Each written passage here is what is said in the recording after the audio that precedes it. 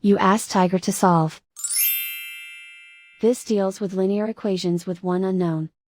The final result is m equals -6/7. Let's solve it step by step. Group all m terms on the left side of the equation. Subtract m from both sides. Group the coefficients. Convert the integer into a fraction. Combine the fractions. Combine the numerators. Group like terms.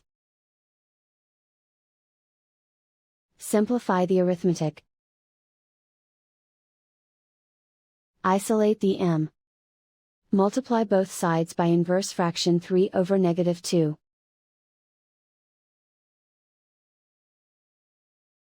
Move the negative sign from the denominator to the numerator.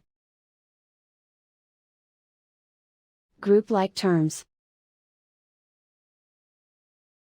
Multiply the coefficients. Simplify the arithmetic.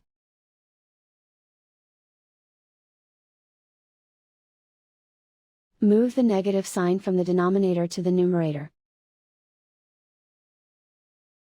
Multiply the fractions.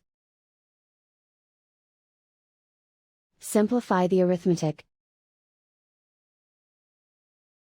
And so the final result is m equals -6/7.